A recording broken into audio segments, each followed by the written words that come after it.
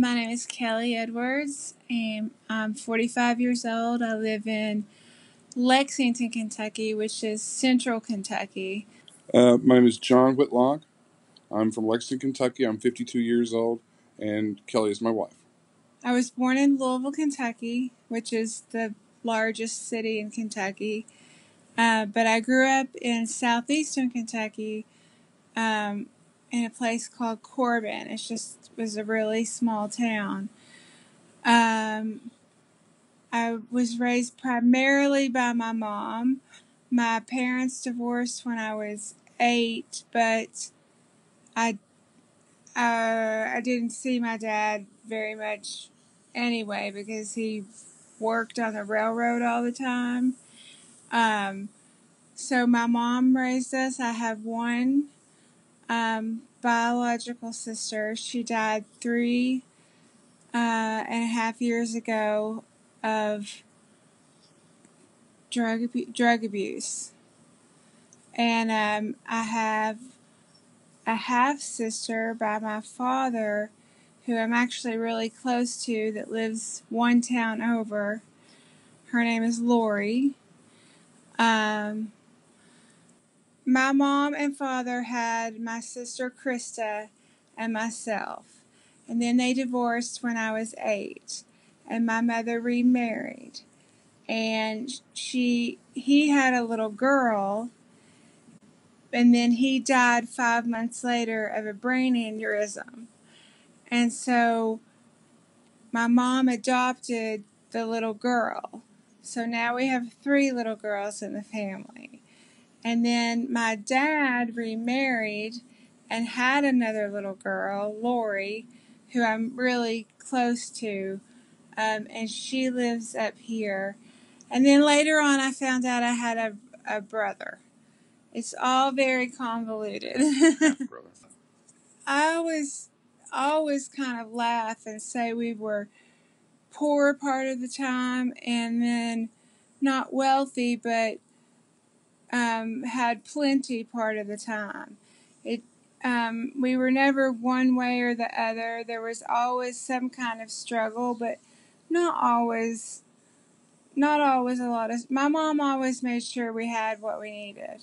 And I was a really good student. I've made basically straight A's. I don't know what you call it over there, but here we call it straight A's. Basically the whole time I was in school. I wanted to please everyone. I wanted to take care of everyone and just make sure everyone was okay. That was my, I guess, unconscious goal in life. I am exactly that way. Sometimes to my detriment, because I think sometimes I need to look after myself more than I look after everyone else. But I'm learning. I might be learning a little too late, but I'm learning. I do feel my caring nature has evolved into my adult life, sometimes to my detriment, but I'm not really sure I would change how I am, so I'm perfectly happy with how I turned out. So, first I went to the University of Kentucky for a year, for my freshman year of college, and then I went to Stetson University in DeLand, Florida, and then I was there for a couple years, and then I went to France, to Dijon, where I went to school for a year. And then I went back to Florida and finished my degree and stayed there for another year and a half and worked. You should really say how you were determined to get to France and you didn't have the money to do it.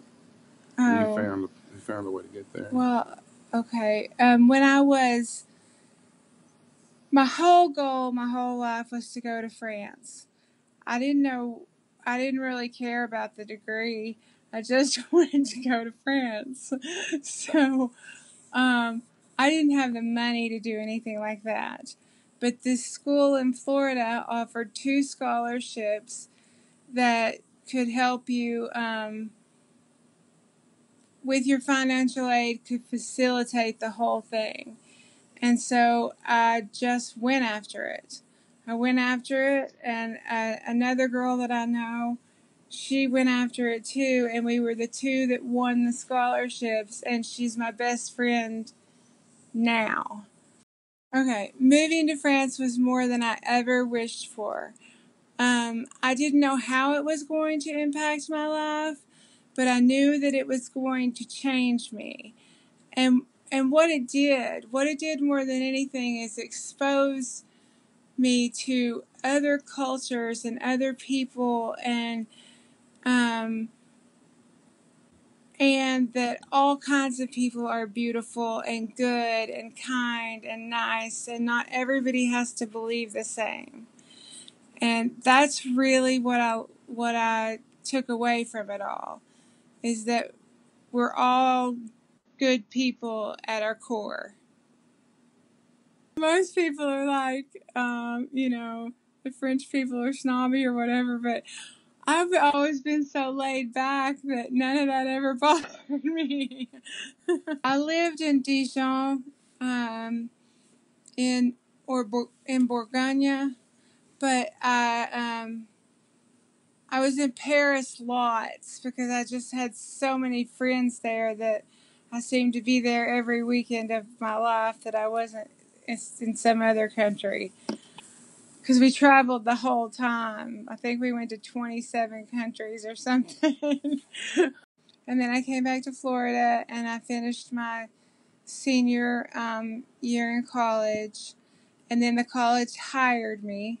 The foreign language department, the French department hired me. And I stayed there for about another year and a half.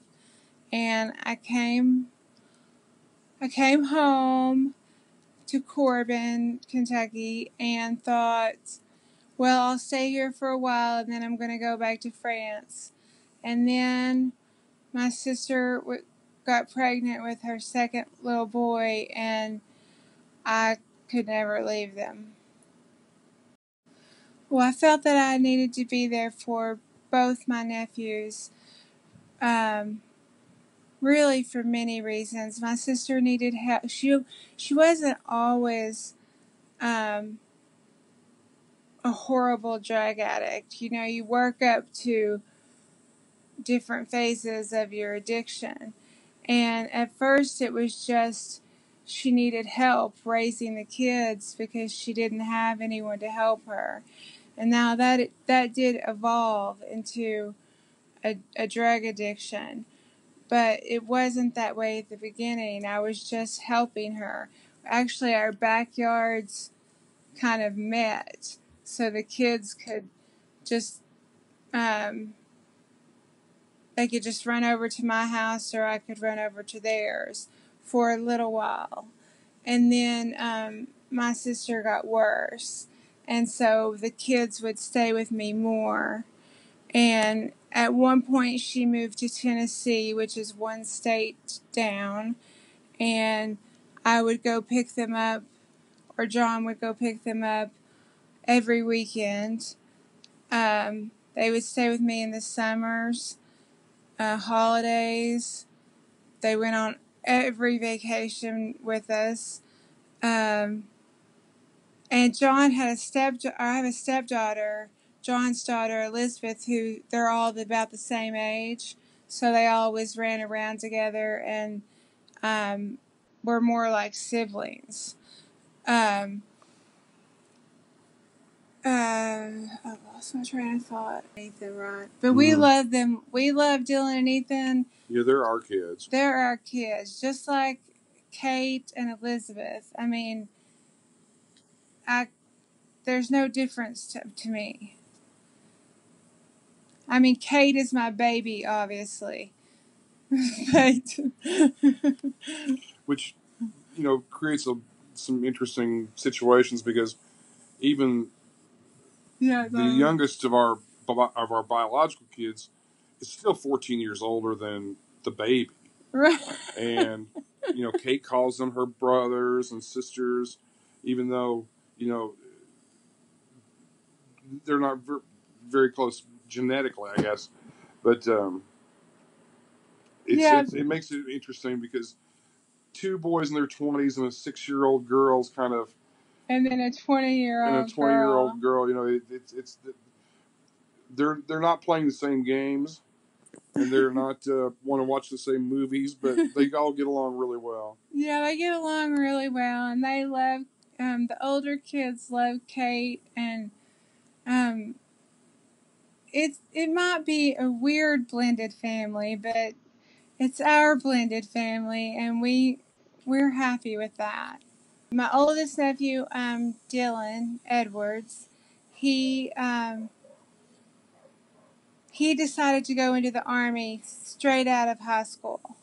He wanted to have a way to pay for college. And that over here, this is how you have to do it. You have to figure out alternate ways to pay for college in the United States. So he went to in the Army, and he ended up in Afghanistan, and he was gone for 4 years, and then he came back, and now as soon as he got back, he moved in with me. This was before his mom died. He moved in with us because we are 10 minutes away from the University of Kentucky. So he could go ahead and start college on to be a veterinarian or whatever he's going to be now. And then Elizabeth would be next in there. Elizabeth is John's daughter from a previous marriage, Elizabeth Whitlock. She's 21. She also goes to the University of Kentucky, and she lives in an apartment about 5 minutes away and works to put herself through school. I don't really know of a child her age that works more. Sometimes it's 3 jobs and full-time school. So, and then there's Ethan, and Ethan is the youngest. He's 20. Ethan Pate, that's my other nephew. He started college after he graduated from school up here, and then after I got cancer the first time, Ethan was always my baby before there was Kate. Ethan just had a breakdown. He couldn't take it. So he took a break from school and started working in, he likes to cook in kitchens, but now he's going to go back to school in January, back to college in January. And Kate came along when I was 38. It was my birthday, January 7th, and I looked at John and said, I don't feel very well. And I didn't think I could have children from the time I was 23. And here I am, 38. And John joked and he said, I bet you're pregnant. I said, there's no way you know that. So he went and got a test and brought it home as a joke on my birthday, and I was pregnant. So we just sat there and stared at the wall for a long time. But now it's just the greatest thing that ever was. I mean, the whole lot of my life, she's my baby. Because of the situation, Dylan and Ethan we see them as a part of our family. There's no difference between the boys and the girls. My nephews and Elizabeth and Kate, I mean, they may biologically be different, but they are very much brother and sister, and that's how they see one another as well. And my relationship with John started at the Times Tribune newspaper in southeastern Kentucky. It's just a small daily that covers 3 counties. And I had moved back to Corbin but I had no intention of staying there whatsoever. I was living on my friend's couch, and I was just waiting to go back to France or to Europe or somewhere. And my friend came home and said, "There's an opening at the newspaper. You should go and apply to be a reporter." And I said, "I'm not going to work at some small little paper in some small little town." And the next thing I knew, I was turning in my resume at the Times Tribune. And the lady that was supposed to take it from me wasn't there. So John came down the steps, and I had on all black, Doc Marten boots, black pants, black shirt, black headband. And he said that, what did you say about me? Well, I came down the stairs and I saw her, and I explained to her that my boss wasn't there that day, and I would take her resume, and we talked for a moment. And I remember distinctly thinking when I met her, she's pretty and she seems nice, but she's so angry. And I come to find out later, the reason she was so angry is she didn't want the job. She just was doing it to appease her friend. Yeah, I didn't want to be there at all. I just wanted to tell everyone, yeah, I'm looking for a job. So I was still there 11, 12 years later. And I eventually became the news editor, and he became the managing editor. But then, this is also kind of a funny story. One of us had to get fired, obviously, because he was directly in charge of me, and then I was over everybody else. And so the publisher that fired John, at first, everybody's all mad and all that. But now we don't even care. We're great friends with these people. They're the sweetest, nicest, most loving publisher and his family, and we all laugh about it now that John got fired over me, so many years ago. So then we moved to close to Lexington, Frankfort, the capital, where he was the news editor for the Kentucky Press Association of here. And then eventually I got another job at a newspaper up here. After that, I started working for travel books. I would write things or put them together.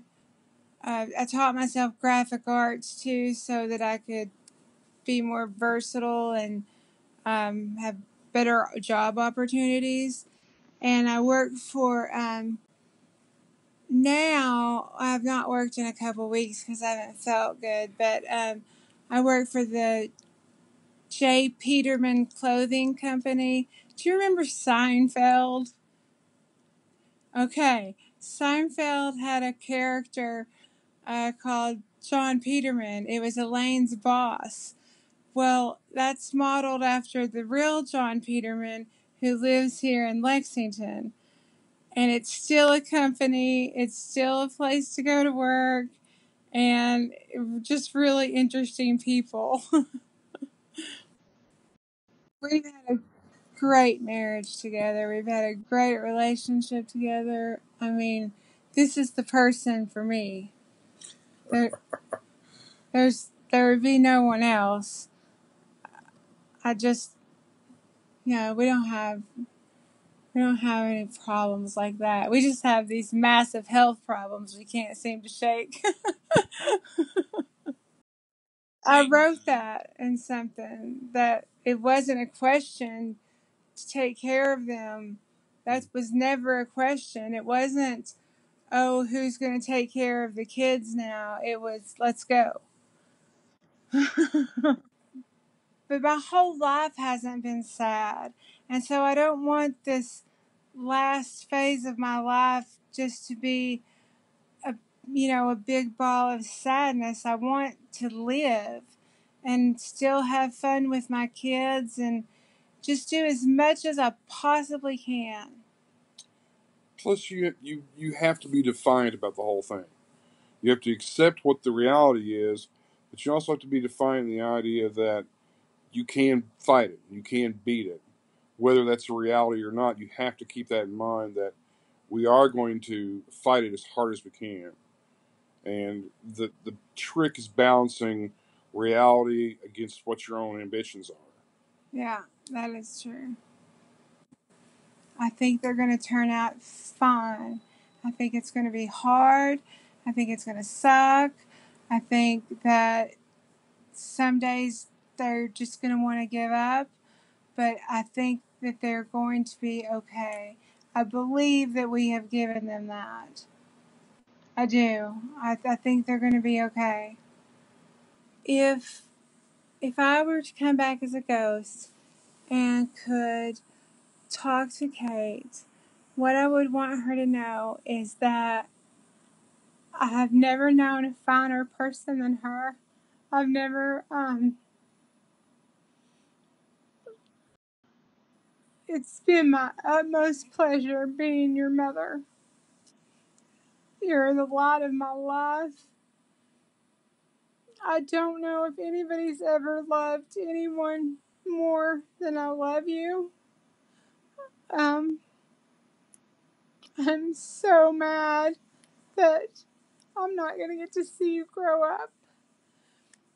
But I just want you to know that you have made my life a whole new thing that I didn't even know could ever exist. My life was work and taking care of everybody else's kids and running back and forth and working too much. And Kate, you just showed me that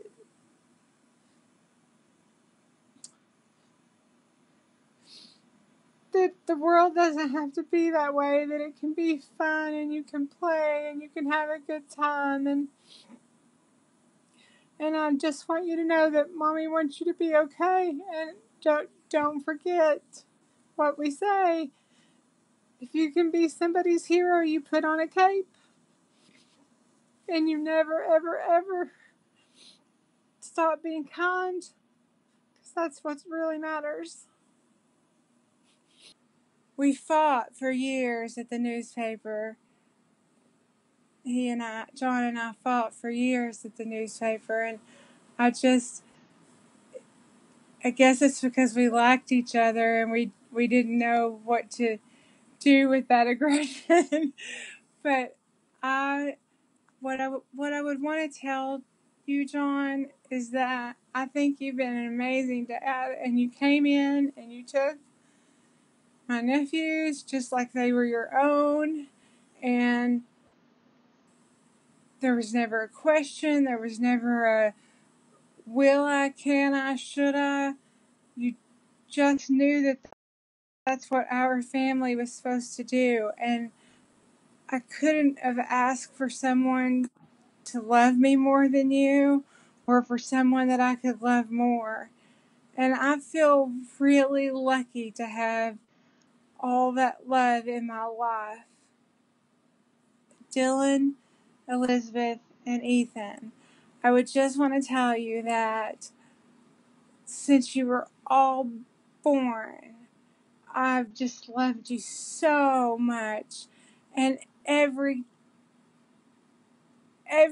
we've ever done together, you've just blessed my life in such a way that I can't even begin to explain. I never knew that I could have kids. They told me I couldn't have kids. So you were always my kids. You'll always be my kids. I love you each for a million of the same reasons and for a million different reasons. And I'm just so happy that you've turned out as unique and resilient and as happy as you can be. And I want you to know that no matter what happens, you can do this. You can make it. And you can survive it. And you can become a better person because of it. And I don't want you to ever forget that. Ever. Okay. And it's just the silliest stuff. And I'm trying to write a pamphlet or a book or whatever you want to call it. It's called The Care and Upkeep of Kate. Just instructions because I need things handled a certain way. And I know that Kate will, like, her hair is a giant concern to me. Because I don't know how to do girls' hair. But it haunts me. We're having lessons. It haunts me that I will have to learn. I'll have to go on YouTube and get lessons on how to do a French braid. You know, that's the stuff that really concerns me more than not having Mom around. Is having, because I know that she can survive without her mom. She has me, and that's great. But she'll be okay. Yeah. There's a role I have to take on that I was never prepared for. That I'm trying to adjust to and wrap my head around. Right, the manual. And I'll need it.